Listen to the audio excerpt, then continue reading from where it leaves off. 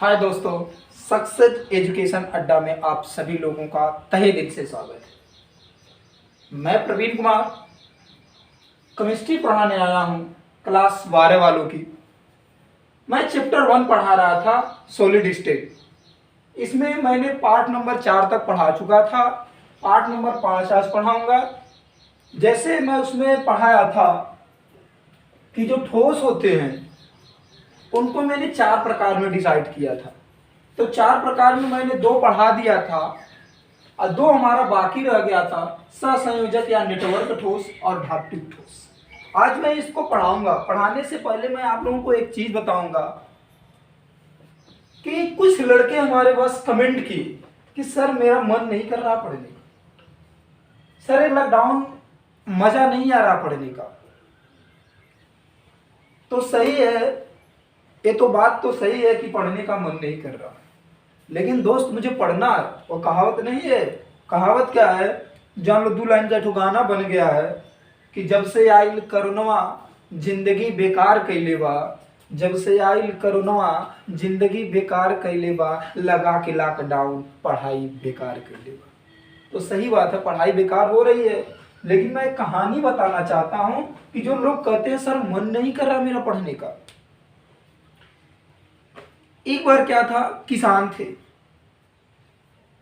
किसान अपना खेती कर रहे थे, आपदा आई। किसानों से जो होता था, रुष्ट होकर इंद्र भगवान जो थे वो कहे कि मैं 12 साल तक, कितने साल तक, 12 वर्ष तक, मैं 12 वर्ष तक बारिश नहीं करूंगा। तो सारे किसान मिल करके इंद्र भगवान के पास गए। इंद्र भगवान से विनती करने लगे कि हे भगवान, जो मैं गलती कर दिया हूं इसको माफ करो और आप बारिश कराओ। तो इंद्र भगवान ने शंकर जी के ऊपर डाल दिया। कहा कि जब शंकर जी डमरू अपना बजाएंगे तो बारिश होगी। तो सही बात है, जब शंकर जी डमरू बजाएंगे तो बारिश होगी। तो सारे किसान वापस लौट आ गए और उन्होंने अपना खेती करना भूल गए। तब उसमें से एक किसान ऐसा था, उसको रोजाना खेत में जाता था, खेत को जोतता था, उसमें फसल को डालता था, लेकिन बारिश न होने के कारण से उसकी फसल खराब हो जाती थी। तो सारे किसान वाले उसको पागल किसान कहने लगे। लेकिन एक किसान उसके पास आया, कहा भाई तुम ये बताओ कि तुम्हें पता है कि 12 साल तक बारिश नहीं होगी, 12 साल तक बारिश नहीं होगी, फिर भी तुम हर रोज खेत में अपने बैलों को लेकर आते हो, खेत को जोतते हो, उसमें बीज डालते हो और वो फसल तैयार होती है, लेकिन बारिश के कारण न होने से वो नष्ट हो जाती है। तुम ऐसा क्यों करते हो? तो किसान का जवाब आया, कहा देखो भाइयों, मैं इसलिए प्रतिरोज खेत में आता हूं कि 12 वर्ष के बाद मैं क्या जना खेत की काम करना भूल जाऊं। लेकिन मैं 12 साल बाद खेत का काम करना भूल जाऊंगा तो मैं फिर अपने फसलों को उगा नहीं पाऊंगा। इसीलिए मैं हर रोज प्रयास करता हूं कि मैं अपने इस काम को भूलूं ना। तो इस कहानी, इस चीज को पार्वती जी सुन रही थी। तो पार्वती जी शंकर जी की गई, कहीं शंकर जी से कि शंकर जी आप ये बताइए कि आप 12 वर्ष तक डमरू नहीं बजाएंगे, हो सकता आप भी डमरू बजाना भूल जाए। तो शंकर भगवान बड़े गुस्सा में भयभीत, मैं बजाना ही नहीं भूल सकते। तो उन्होंने कहा तब बजा के दिखाइए। अब बड़े प्रफुल्लित लोग से जय अपने डमरू को बजाए, बारिश होना शुरू हो गई और उसी किसान की केवल फसल हुई और बाकी किसान ने अपने खेत में काम नहीं किया था, उनकी फसल नहीं हुई। तो दोस्तों, मैं इस कहानी से आपको यह समझाना चाहता हूं कि आप हर रोज पढ़ो, नहीं तो हो सकता है कि लॉकडाउन जब हटे तो आप पढ़ना भूल जाएं। तो फिर वही बात है कि वही लोग जो सामने आएंगे जो अपनी लगातार मेहनत को करते रहेंगे। जब लगातार अभ्यास करोगे, रोजाना अभ्यास करोगे, तभी आप मंजिल में आओगे। और वो विद्यार्थी जरूर रोज पढ़े जिनको बोर्ड का एग्जाम देना है, क्योंकि सरकार जैसे लॉकडाउन हटेगी बोर्ड का एग्जाम करा देगी। अगर आप तैयार पहले से नहीं रहोगे, हर रोज छोड़ दोगे कि पता नहीं पेपर कब होगा, तो आप धीरे धीरे अपने चीज को भूलते जाओगे। लेकिन जब उसको अभ्यास करते रहोगे, रोजाना पढ़ते रहोगे, तो उस चीज को कभी भूलोगे नहीं। हमेशा उसमें उसका प्रिपरेशन रिवाइज करते रहोगे तो आप नहीं भूलोगे। आप एग्जाम कभी भी हो, आप एग्जाम के लिए तैयार रहोगे। लेकिन जब आप पढ़ना छोड़ दोगे, अचानक में एग्जाम हो गया, तो आप मार्क नहीं ला पाओगे, जो आपका सपना है उसको नहीं पूरा कर पाओगे। आपका अगर टारगेट होगा कि सर मैं 90% लाऊंगा, मैं 80% लाऊंगा, 70% लाऊंगा, तो इस मार्क को आप नहीं पाओगे, क्योंकि आपने पढ़ना बीच में छोड़ दिया है। और जो विद्यार्थी लगातार मेहनत करते रहते हैं वो इस मार्क को पा जाएंगे। तो इसीलिए मैं कह रहा हूं और उन विद्यार्थियों को ये दे रहा हूं कि जो कहते हैं कि सर मेरा मन नहीं लग रहा पढ़ने में, यहां मन नहीं है, कामयाब बनना है। अगर अपनी मर्जी का करोगे सुन नहीं पाओगे। कभी कभी कुछ ऐसा होता है कि जो न चाहते हुए भी उसको करना होता है, लगातार अभ्यास करना पड़ेगा, तब आपको है। तो मैं अपने टॉपिक पे आता हूं। हमारा टॉपिक क्या है? आज हम पढ़ेंगे कि सहसंयोजक या नेटवर्क ठोस क्या होता है।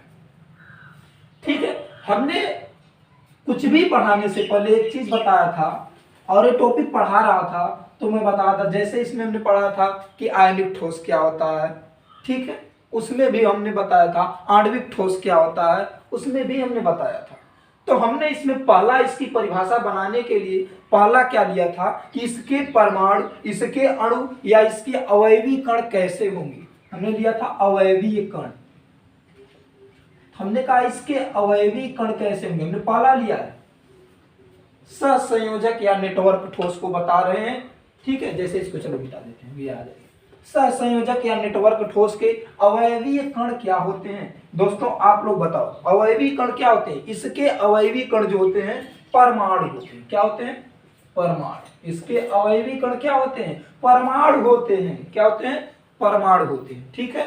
तो सहसंयोजक या नेटवर्क ठोस में अवयवी कण क्या होते हैं? परमाणु होते हैं। अब हमने इसके बीच में बताया था कि इसका आकर्षण बल क्या होता है। आकर्षण बल, इनके बीच में लगने वाला जो आकर्षण बल होता है वो किन बंधकों के कारण लगता है? आप बताओगे, सहसंयोजी बंध के कारण। सहसंयोजी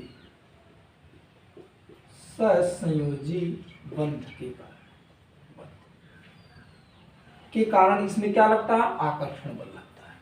अब हमने परिभाषा बताते समय क्या हमने कहा, इन दोनों का यूज करके आप परिभाषा बना लो। तो हमने कहा था कि वे ठोस, क्या कहा था? वे ठोस जिनके अवयवी कण परमाणु हों, वे ठोस जिनके अवयवी कण परमाणु हों और उनके बीच आकर्षण बल सहसंयोजी बंध के कारण लग रहे हो, तो उन ठोसों को हम सहसंयोजी या नेटवर्क ठोस कहते हैं।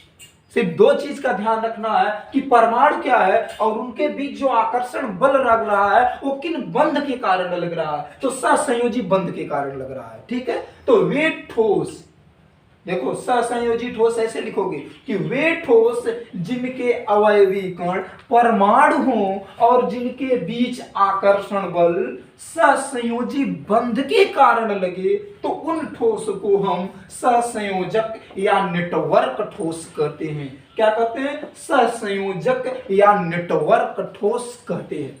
ऐसा हमने सहसंयोजक या नेटवर्क ठोस क्या कहते हैं? दो चीज को परिभाषा रटनी नहीं है, परिभाषा को बनाना सीख लो दोस्तों।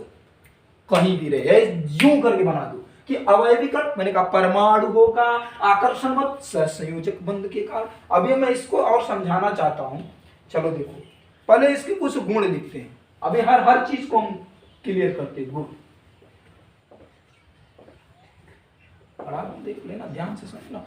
गुण क्या होता है? पहला है इसमें ये गुण आता है कि ये त्रिविमीय संरचना होती है। ये जो होते हैं त्रिविमीय संरचना प्रदर्शित करते हैं। क्या करते हैं? त्रिविमीय संरचना प्रदर्शित करते हैं, रखते हैं, जिसके कारण, अभी इसका उदाहरण भी बताऊंगा, जिसके कारण ये क्या होते हैं? कठोर भंगुर होते हैं। क्या होते हैं? कठोर और भंगुर होते हैं। कठोर और भंगुर होते हैं। अब दोस्तों अगर कठोर हैं तो ध्यान से समझना, जैसे मान लो ये कोई ठोस है, ये कठोर कब हो जाएगा? जब इनके बीच का जो आयु कण होंगे वो बहुत ही क्या होंगे? पास पास होंगे। क्या होंगे? पास पास। और जब ये पास पास होने के कारण होगा तभी ये कठोर होंगे, तब वो दबेंगे नहीं। क्योंकि अगर ये कण दूर दूर होंगे तो दोस्तों इनके बीच में गैप रहेगा, तब इसको हम दाबेंगे तो ये आसानी से दब जाएगा। जैसे हमारा रबड़ जो होता है, देखो कठोर नहीं होता, रबड़ ठोस है लेकिन कठोर ठोस नहीं है, समझना। अब रबड़ के जो कण होते हैं थोड़ा दूर दूर होते हैं। क्या होते हैं? इनके बीच में थोड़ा गैप होने के कारण जब उस रबड़ को दाबते हैं तो देखो थोड़ा सा पचक जाता है। लेकिन अगर आप लोहे को दाबो तो लोहा नहीं दबता है, ऐसा नहीं। तो लोहे के कण जो होते हैं जैसे पास पास होते हैं। तो हमने ये समझाया कि ये कठोर होते हैं, कैसे होते हैं। अब कठोर से कारण एक और परिभाषा, इनके कण क्या होते हैं? बहुत पास पास होते हैं। अब बहुत पास पास होने के कारण इनके बीच में जो होता है आकर्षण बल, क्या होता है? आकर्षण बल बहुत ज्यादा होता है। क्या होता है? बहुत ज्यादा होता है। आकर्षण बल बहुत ज्यादा होता है दोस्त, ठीक है। और जब इनके बीच आकर्षण बल ज्यादा होगा तो आप ही बताओ, आप अगर इसको हीट करोगे तो आसानी से टूटेंगे? नहीं टूटेंगे। जब ये आसानी से टूटेंगे नहीं तो ये आसानी से द्रव अवस्था में आएंगे? नहीं आएंगे। तो जब ये आसानी से द्रव अवस्था में नहीं आएंगे तो इनका क्या होगा? गलनांक। इनका गलनांक क्या होगा? उच्च होगा। इनका गलनांक क्या होगा? उच्च होगा। देखो, एक कठोर और भंगुर होने के कारण से इनका गलनांक, जब गलनांक उच्च तो क्वथनांक भी उच्च होता है, ठीक है। एक गलनांक और क्वथनांक इनका क्या होता है? उच्च होता है। ऐसा समझ में? तो अगले पॉइंट में आप ये लिख सकते हो, पहला पॉइंट में लिख सकते हो त्रिविमीय संरचना रखते हैं जिसके कारण एक कठोर और भंगुर होते हैं। अगले पॉइंट में आप लिख सकते हो इसी में दूसरा पॉइंट में, एक कठोर होने के कारण, कठोर होने के कारण इनका गलनांक, कठोर होने के कारण इनका गलनांक व क्वथनांक उच्च होता है। गलनांक व क्वथनांक क्या होते हैं? उच्च होते हैं, ठीक है। ऐसा में एक त्रिविमीय संरचना प्रदर्शित करते हैं। एक कठोर होते हैं, भंगुर होते हैं। एक कठोर होने के कारण इनका गलनांक व क्वथनांक क्या होता है? उच्च होता है। ऐसा में इसको नोट कर लो, एक गलनांक या क्वथनांक क्या होता है? उच्च होता है।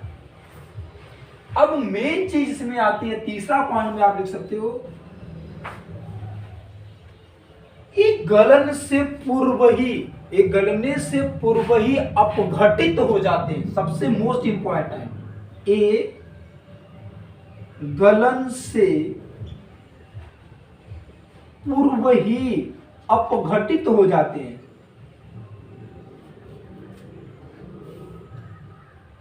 अपघटित हो जाते हैं, एक गलन से पूर्व ही अपघटित हो जाते हैं, ठीक है। इसमें मुक्त इलेक्ट्रॉन, तीसरा चौथा पॉइंट आता है, इसमें मुक्त इलेक्ट्रॉन अनुपस्थित होते हैं। मुक्त इलेक्ट्रॉन क्या होते हैं? अनुपस्थित होते हैं। लिखना, इसमें मुक्त इलेक्ट्रॉन की क्या होती है? अनुपस्थित होते हैं। ये मुक्त इलेक्ट्रॉन अनुपस्थित होने के कारण, अब बताओ जिसमें मुक्त इलेक्ट्रॉन नहीं है वह सुचालक होगा कि कुचालक होगा? इसीलिए विद्युत के क्या होते हैं? कुचालक होते हैं। विद्युत के कुचालक तो ऊष्मा के लिए क्या है? कुचालक होते हैं, ठीक। लेकिन हमने कहा कि ये त्रिविमीय संरचना करते हैं, एक कठोर और भंगुर होते हैं। कठोर होने के कारण इनका गलनांक और क्वथनांक उच्च होता है। एक गलन से पूर्व ही अपघटित हो जाते हैं। अगला हमने बताया कि इसमें मुक्त इलेक्ट्रॉन क्या होते हैं? अनुपस्थित होते हैं, जिसके कारण ये क्या होते हैं? कुचालक होते हैं। अब एक चीज आना चाहिए, अपवाद इसका क्या है? अपवाद दोस्तों, इसमें अपवाद जो होता है, देखो अब आप अपवाद बता दो, इसमें अपवाद क्या होगा? ग्रेफाइट। ग्रेफाइट क्या है? अपवाद है। ये विद्युत का क्या होता है, इसमें मुक्त इलेक्ट्रॉन होते हैं। ग्रेफाइट में, अब समझो, अपवाद है, ग्रेफाइट में मुक्त इलेक्ट्रॉन होते हैं, इसीलिए विद्युत का क्या होता है, सुचालक होता है। ये कठोर नहीं होते, ये मुलायम होते हैं, ये भंगुर नहीं होते हैं। ऐसे में ग्रेफाइट एक ऐसा पदार्थ है जो सुचालक है, लेकिन फिर भी ये किसका उदाहरण, सहसंयोजी या नेटवर्क ठोस। अब अगर आपसे पूछ दिया जाए ग्रेफाइट कैसा ठोस है, तो आपको बताना पड़ेगा सहसंयोजी या नेटवर्क ठोस, क्योंकि ये इसके क्या है, अपवाद है। ये जो जो कहेगा उसका नियम पालन नहीं करेगा तो उसी को हम अपवाद कहते हैं। एक कठोर होता है, एक कहता मैं मुलायम हूँ, एक कहता भंगुर है, एक कहता मैं भंगुर नहीं है, एक कहता कठोर होने के कारण इनका गलनांक व क्वथनांक कुछ होता, कहता मैं मेरा गलनांक व क्वथनांक निम्न है। ठीक है, एक आता है गलन से पूर्व अपघटित होता है, मैं एक आता है मैं गलन से पूर्व अपघटित नहीं होता हूँ। अगला कहता है कि इसमें मुक्त इलेक्ट्रॉन अनुपस्थित होते हैं, अनुपस्थिति के कारण ये विद्युत के कुचालक होते हैं। एक कहता है मोरे में मुक्त इलेक्ट्रॉन उपस्थित होते हैं, फिर भी मैं विद्युत का सुचालक हूँ। क्या होता है, विद्युत का सुचालक हूँ। इतना चीज न मिलते हुए भी, एक भी चीज नहीं मिला, फिर भी ये किसका उदाहरण है, इसका उदाहरण सहसंयोजक या नेटवर्क ठोस, इसी को कहते हैं। आए समझ में, इसी को कहते हैं सहसंयोजक या नेटवर्क ठोस। अब इसकी संरचना अगर हमें समझना हो तो दोस्तों हम समझते हैं, इसमें मेन पॉइंट, अभी इसको और हम बढ़िया से समझते हैं। सहसंयोजक या नेटवर्क ठोस क्या होता है, मैंने इसका परिभाषा बता दिया कि इसके अवयवी कण इसमें क्या होते हैं, परमाणु होते हैं। आकर्षण बल इसमें होता है सहसंयोजी बंध के कारण होता है।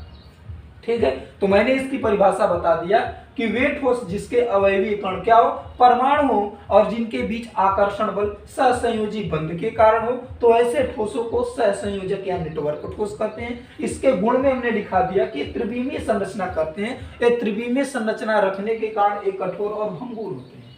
अगर आपसे पूछ दिया जाए कि सहसंयोजक या नेटवर्क ठोस कठोर क्यों होते हैं, तो आपको वहां लिखना पड़ेगा क्योंकि ये त्रिविमीय संरचना प्रदर्शित करते हैं। ठीक है, अगला हमने लिखा कि कठोर होने के कारण इनका गलनांक और क्वथनांक उच्च होता है, एक गलन से पूर्व अपघटित हो जाते हैं, इसमें मुक्त इलेक्ट्रॉन अनुपस्थित होते हैं, इसीलिए विद्युत के क्या होते हैं, कुचालक होते हैं। अपवाद में मैंने बता दिया कि क्या होता है, ग्रेफाइट एक अपवाद है, ये विद्युत का सुचालक होता है, इसमें मुक्त इलेक्ट्रॉन उपस्थित होते हैं, ये मुलायम होता है। अब हम मुक्त इलेक्ट्रॉन सुचालक को, जैसे ग्रेफाइट को लेकर ही हम समझते हैं, तो मैं साइड हटता हूं, आप लोग शार्ट स्क्रीन लेना चाहते हैं तो ले सकते हैं, ले लिए दोस्तों। तो चलो मैं मिटाता हूं, अगला पॉइंट में इसके एग्जांपल से और समझना चाहते हैं।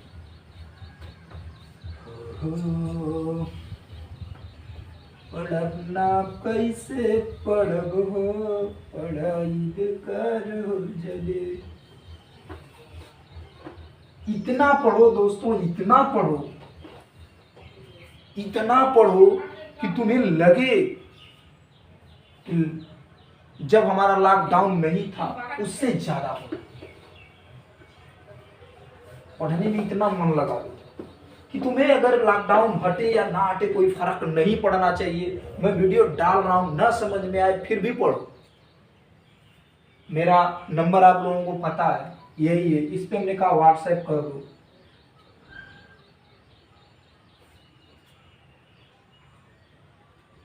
मैं इस पे आपके क्वेश्चन का जवाब दे दूंगा। ठीक है, हाँ ये हो सकता है कि आपका जवाब लेट जाए, क्योंकि मैं जब व्हाट्सएप पे चेक करता हूँ तभी मैं इसका जवाब देता हूँ। इसका नाम लेने से पहले अपना शुभ नाम जरूर बता देना, क्योंकि जब हमें पता रहता है कि ये है तब मैं उसका जवाब देता हूँ, नहीं तो मैं जवाब नहीं देता। बहुत सारे क्वेश्चन फर्जी लोग भेजते रहते हैं कि सर जी बताइए मछली 5 आंख कैसे हो ले, तो हम नहीं बता पाएंगे, बच्चा आप ही लोग बताओगे। मछली, एक तो लड़का पूछा सर जी आप बताइए कि कौन सा ऐसा चीज हो जिसको 32 दिमाग, हमने कहा हमारे पास एक कट और हम 32 दिमाग वाला कहाँ से खोज। तब ये सब चीज। तो ग्रेफाइट हम इसकी संरचना बना रहे हैं,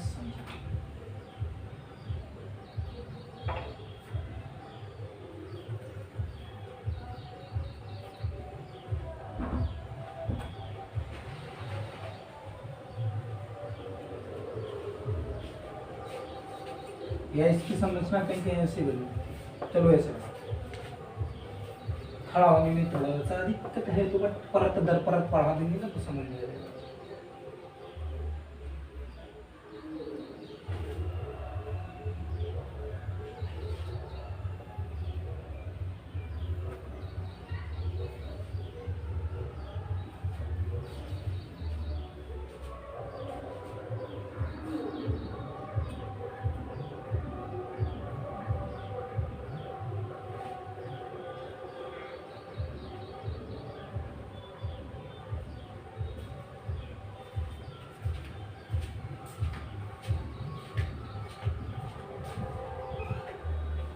मान लो जैसे एक परत हो गया, अब इसके ऊपर भी एक परत होगी, ये फर्स्ट परत है, तो इस परत का उस परत से, जैसे मैं समझाना चाहता हूं, अगर इससे इसका ये मिल जाए, इसका इससे मिल जाए,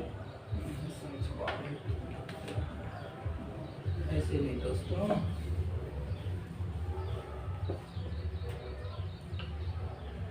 कसम दुनिया में होती,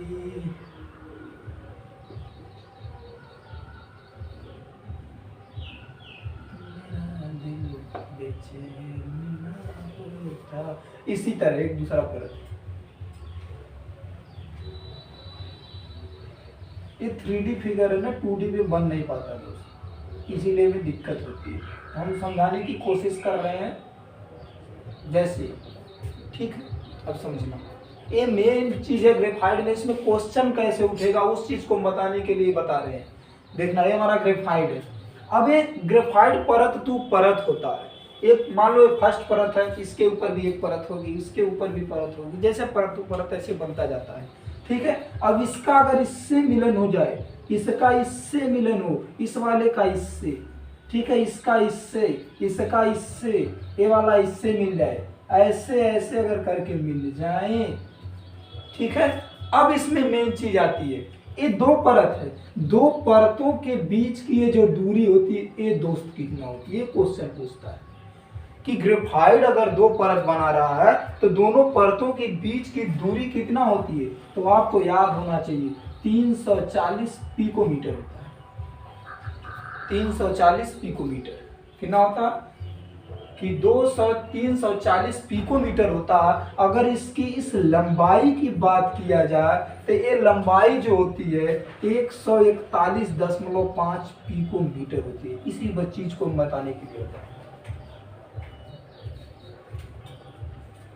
अगर ये क्या होता है, अब यही जो होता है हमारा वांडरवाल बल होता है, यही हमारा क्या होता है वांडरवाल, वांडरवाल्स बंद होता है।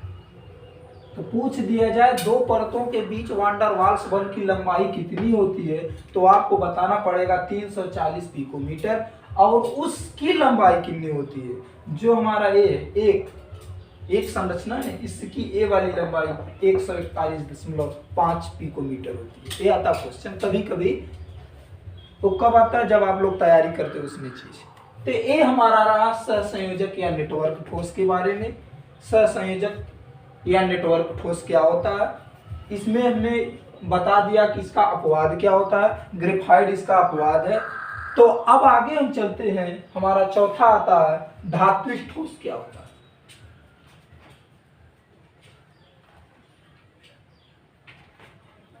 अब हम बताते हैं, इसको मिटाएं, अब हम आते हैं धात्विक ठोस क्या होता है।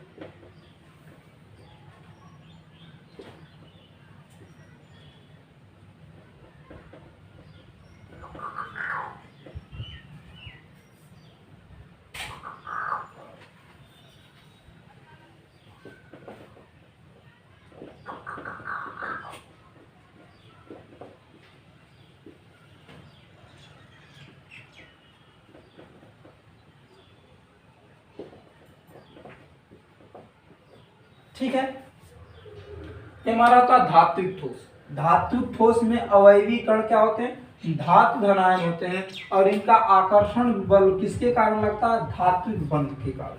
अभी हम बताएंगे धात्विक बंध कैसे बन जाते हैं। ठीक है, इसमें मुक्त इलेक्ट्रॉन होते हैं कि नहीं, विद्युत का सुचालक होता है कि कुचालक होता है, हर चीज को बताएंगे। पहले इसकी परिभाषा, धात्विक ठोस क्या होता है, अवयवी कण इसमें क्या होते हैं, धातु धनायन होते हैं, आकर्षण बल धात्विक बंध के कारण। तो हम सीधे परिभाषा पहले की तरह बताएंगे कि वे ठोस जिनके अवयवी कण धातु धनायन हो, जिनके अवयवी कण धातु धनायन हो।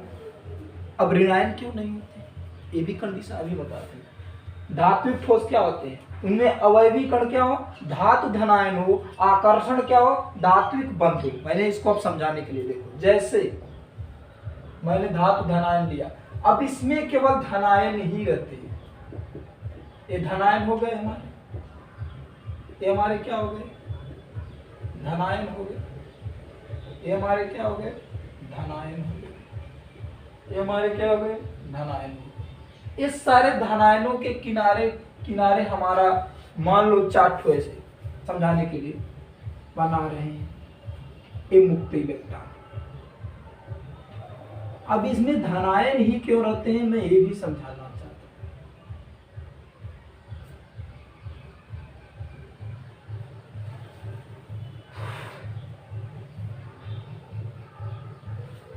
इसको दूर दूर तक कर लो, चलो उससे देखते हैं।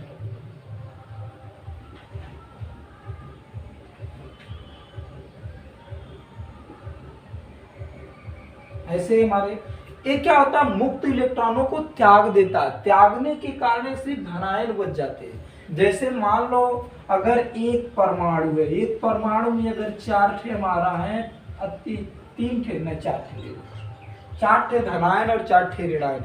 अगर इसमें से यह एक भी इलेक्ट्रॉन को त्याग देगा तो इलेक्ट्रॉन एक भी इलेक्ट्रॉन को त्यागेगा तो यहाँ कितने हो जाएंगे, 3, और यहाँ क्या हो गए 4, तो कट गया तो केवल क्या बचेगा, धनायन। इसी के कारण केवल क्या होते हैं, धनायन होते हैं, धातु धनायन होते हैं। ठीक है, ये अधातुओं में नहीं, इसलिए धातु में, क्योंकि अधातु में मुक्त इलेक्ट्रॉन होते नहीं है, धातु में ही मुक्त इलेक्ट्रॉन होते हैं, इसीलिए धातु विद्युत की सुचालक होती है। अब आए समझ में? तो इसका एक पॉइंट अगर गुण में आ जाए तो इसका एक पॉइंट आपको पता हो गया। आया समझ में कि इसमें मुक्त इलेक्ट्रॉन क्या होते हैं, रहते हैं।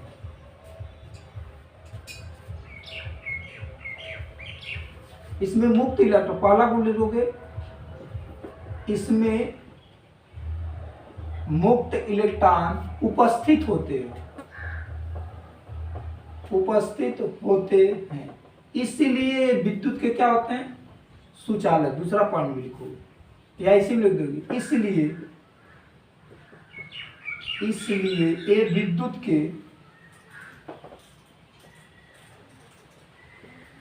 ये विद्युत के सुचालक होते। ठीक है, अगला पॉइंट लिख सकते हो, धातु है, इसमें धात्विक चमक होती है, धात्विक चमक होती है। अगला लिख सकते हो, इसमें एक विशिष्ट प्रकार के रंग होते हैं, मतलब इनका कोई न कोई एक रंग होता है। अगर एग्जाम्पल की बात किया जाए तो Cu, Ag, Au और Fe। Cu, Ag, Au, Fe, ये सब इसके क्या है, एग्जाम्पल। इसका नाम तो आप जानते होगे यार, संकेत बता दिए तो नाम जान नहीं पाओगे, अरे इतना तो तेज है ये हमें पता है। इसमें धात्विक चमक होती है, क्या होती है, इसमें धात्विक चमक होती है। इसमें एक विशिष्ट प्रकार के क्या होते हैं, रंग होते हैं। इसमें क्या होता है, ये आघात वर्धनीय होते हैं। आघात वर्धनीय मतलब समझते हो, अगर इसको पीटा जाए तो बढ़ते जाते हैं, पीटने पर ये क्या होते हैं, चादर के रूप में बढ़ते जाते हैं। तो ये क्या होते हैं, अगला ये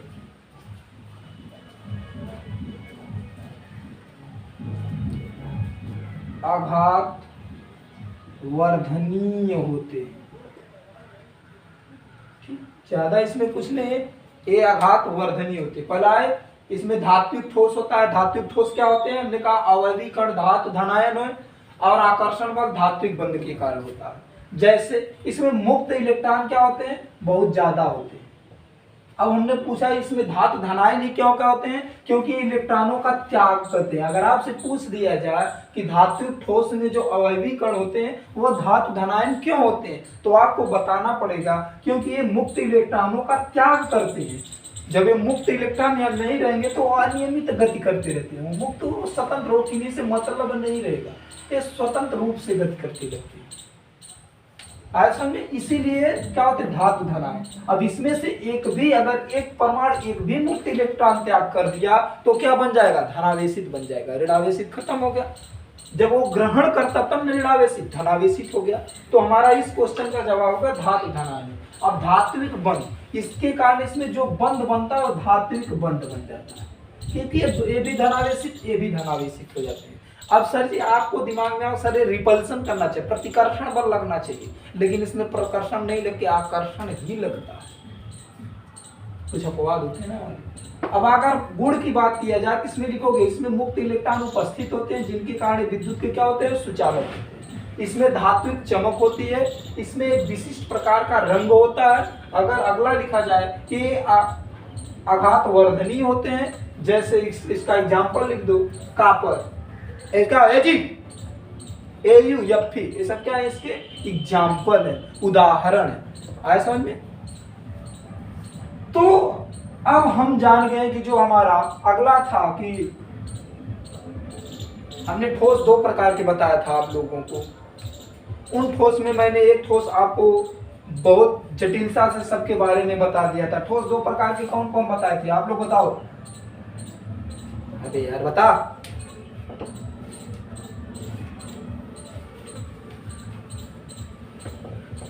क्या बताए थे? क्रिस्टलीय ठोस और क्रिस्टलीय ठोस।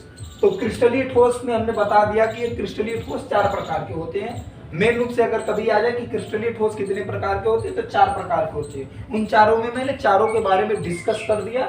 आगे अब हम आएंगे इनके आयनन त्रिज्या क्या होती है, आयनन विभव से लेकर के इसमें आगे पॉइंट आ जाएगा कि क्रिस्टलीय ठोस मतलब बहुत सारी चीज अब आगे आएंगी। मैं नेक्स्ट वीडियो में लेकर आप लोगों को आऊंगा। तो इसके लिए धन्यवाद और इस वीडियो को देखते रहिए। ये मत समझिए कि सर लॉकडाउन में हम क्या करेंगे पढ़कर, क्योंकि वही कहानी है। फिर कहानी का कोई मतलब नहीं निकलेगा। बारिश हो जाएगी, उस किसान की फसल हो जाएगी, ऐसे एग्जाम आ जाएंगे, वही टॉप कर जाएगा, आप लोग देखते रह जाओगे।